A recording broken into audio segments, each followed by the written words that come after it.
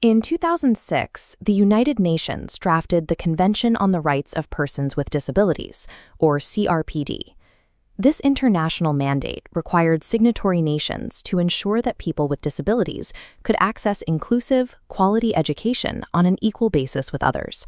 As a result, millions of students with disabilities transitioned out of specialized facilities and into mainstream public schools.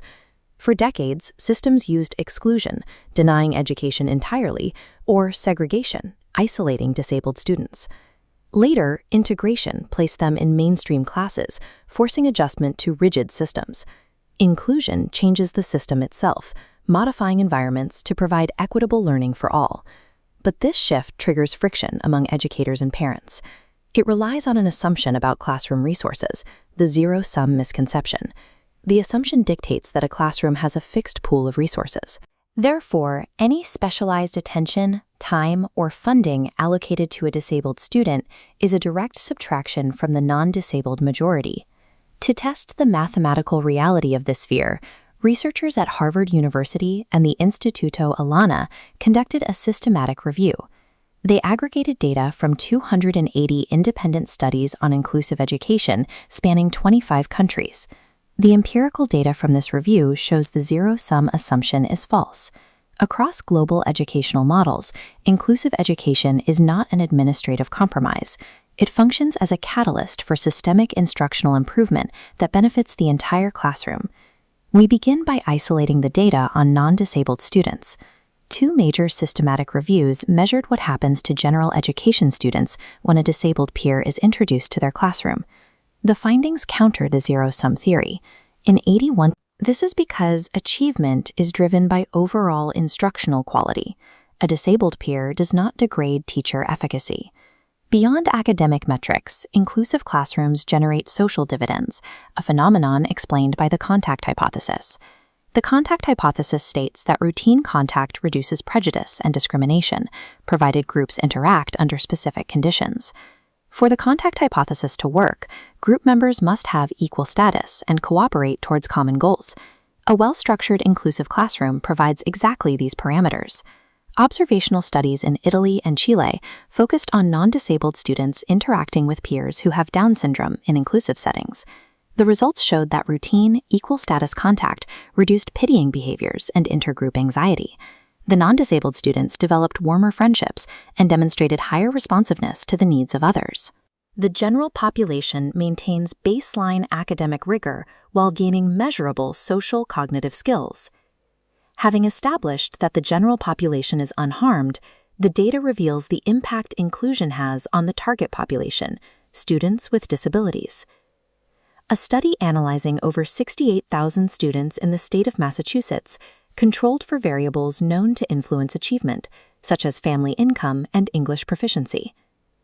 This chart shows English language achievement scores of Massachusetts 8th graders with learning disabilities. Students in highly inclusive settings score higher on language and mathematics. This advantage holds regardless of socioeconomic status. Highly included low-income students outperform highly segregated non-low-income students. When we narrow the focus to cognitive gains in students with intellectual disabilities, using Down syndrome as a case study, the disparity increases. Segregated environments group students by perceived limitations, which limits their exposure to complex vocabulary, varied syntax, and rigorous academic instruction. This chart measures standardized academic test scores for literacy among children with intellectual disabilities in Switzerland. Notice the widening gap.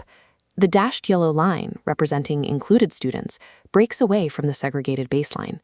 These early gains compound, putting included teenagers years ahead in literacy. Mainstream inclusion provides continuous exposure to complex academic and social stimuli. This exposure accelerates the cognitive capacity of students previously assumed to be incapable of high-level literacy.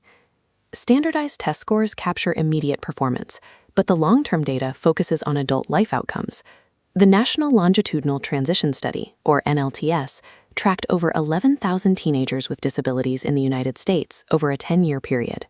The NLTS data reveals that inclusion provides a statistical off-ramp from a life of dependency.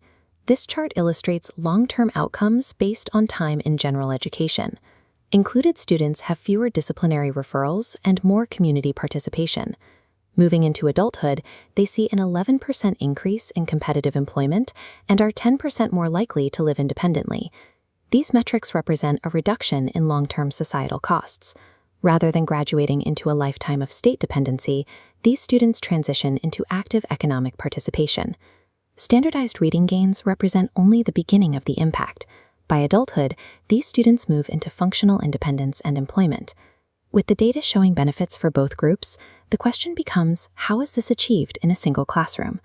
Effective inclusion changes the architecture of the traditional classroom, where one teacher delivers a single, rigid lecture to 30 identical desks. Instead, high-performing inclusive schools utilize a whole-school collaborative model. This is an administrative structure where classroom teachers, speech specialists, and psychologists share diagnostic tools and custom teaching strategies across disciplines. This collaboration enables a core pedagogical framework called Universal Design for Learning, or UDL.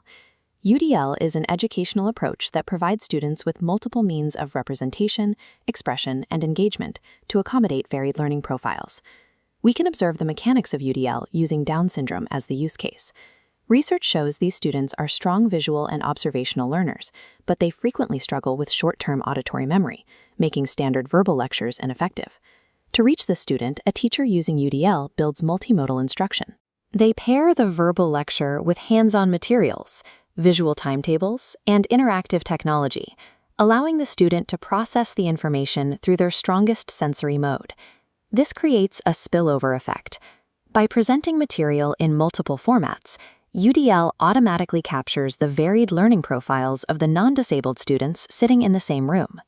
In a case study of the Boston Arts Academy, a mandate to include students with learning disabilities forced every teacher to adopt comprehensive reading diagnostics. By optimizing instruction for the margins, the school raised the baseline testing average for the entire student body. Public policy mandates for inclusion lead to the adoption of Universal Design for Learning. This shifts the focus from a competition over resources to a system optimized for all learners.